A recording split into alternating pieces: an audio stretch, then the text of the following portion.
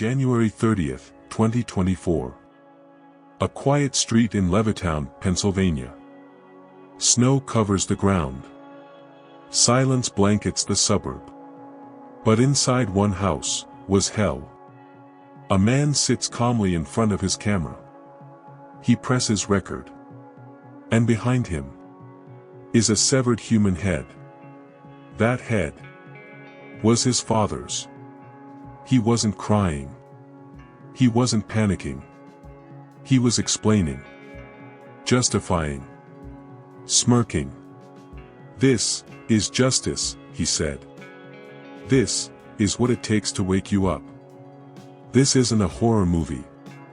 This isn't fiction. This is the real, raw story of Justin Mohn. A man so lost in conspiracy theories. He murdered his own father. And broadcast the aftermath to the world. Was it delusion? Was it calculated? Was it madness, or message? You're about to see how a son went from jobless to jihadi. From living in his parents' house to staging what he called a citizen's arrest. And how it all led to a life sentence. Welcome to one of the most disturbing true crime cases you've never heard of. Until now.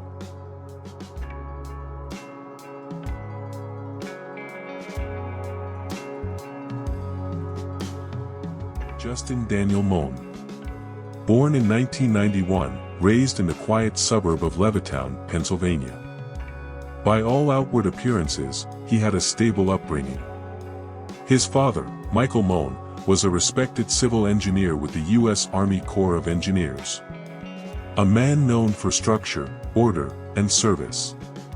His mother, Denise, gentle, supportive. The kind of woman who kept family traditions alive. They weren't wealthy. But they weren't struggling either. They had a home. A mortgage. Family dinners. Christmas lights. But behind that white picket fence, something festered. Justin had dreams. Big ones. Political ones. He idolized Trump. Worshipped him, really. He called himself a patriot. He believed America had fallen into corruption. And he was the chosen one to restore it. There was just one problem. No job. No followers. No plan. Justin had been unemployed for years. Living at home. Writing fiction that no one read. Ranting on forums. Spiral after spiral. His parents, bless their hearts, kept him fed. Kept him housed. Paid the bills. But in Justin's head, they were the enemy. Especially his father. A traitor. A leftist. A treasonous old man. Those were his words. Michael Mohn just wanted his son to get a job. Be responsible. Grow up. But to Justin, that was war. Over time, Justin convinced himself that his father was standing in the way of destiny. That he was part of the system. And that system had to be dismantled. Not with a vote. And not with a speech. But with blood.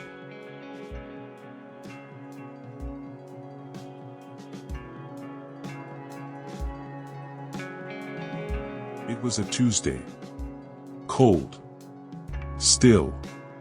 Just another day in Bucks County. But for Justin Mohn, it was the day he put his plan into action. He'd been preparing. Earlier that month, he'd bought a pistol. Not for protection. Not for target practice. But for execution. He told the court he was planning a citizen's arrest. Of his own father. The charge?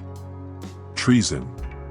Justin claimed his father, a civil engineer, had tried to sabotage his rise to power. He said Michael Mohn had become a domestic enemy of the Constitution. And that, by law, his arrest was justified. But when his father didn't cooperate, Justin switched to plan B. Murder.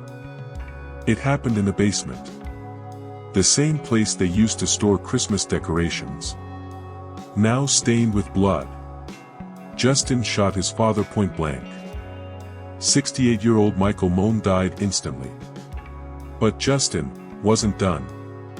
He decapitated the body. Using a kitchen knife and a machete. It took time. Effort. Intent. And when he was finished, he propped the head on a box. Sat down in front of his camera.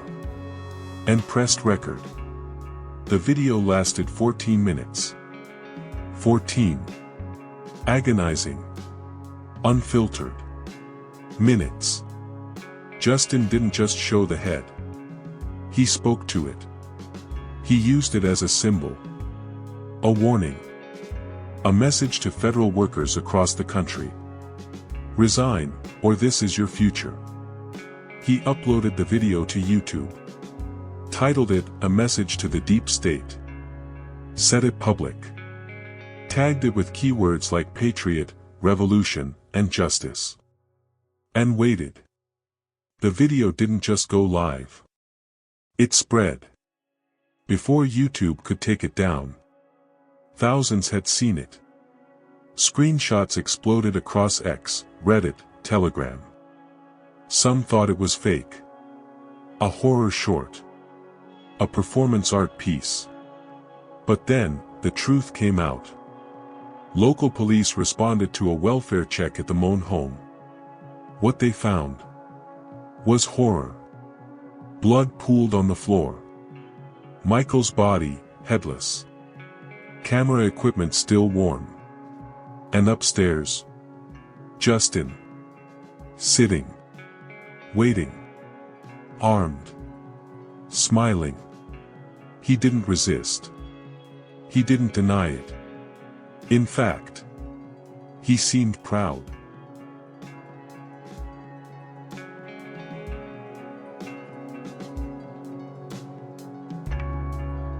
After his arrest, Justin was calm. He spoke in clear, controlled sentences. Not once did he ask for a lawyer.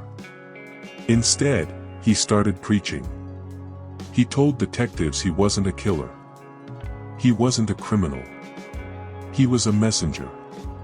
Sent to cleanse the country of traitors. And his father? Just the first. On him, they found a USB drive. What was on it? Blueprints of federal buildings.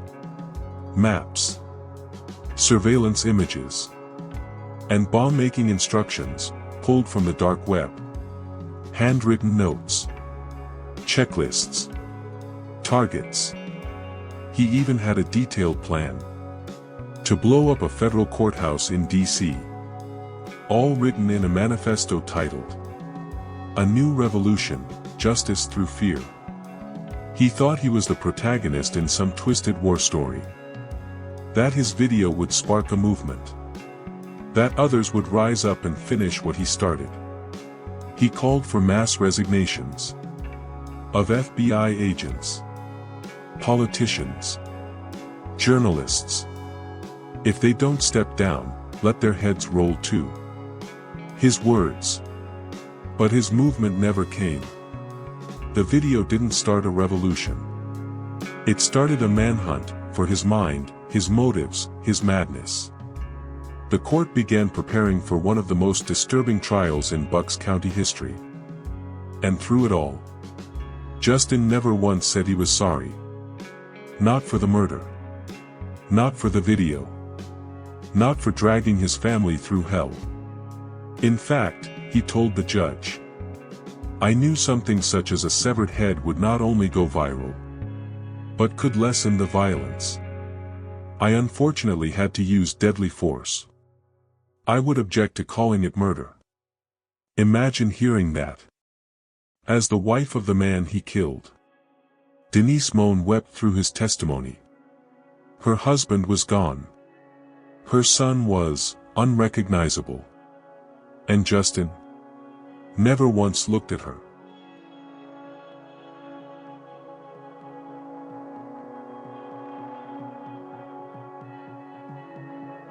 Commonwealth of Pennsylvania versus Justin Daniel Mohn. One of the most chilling trials in Bucks County history. No jury. Just a judge. Stephen Core. And sitting behind the defendant was Denise Mohn, the mother of the killer, the wife of the man he butchered, the only surviving pillar of a shattered home.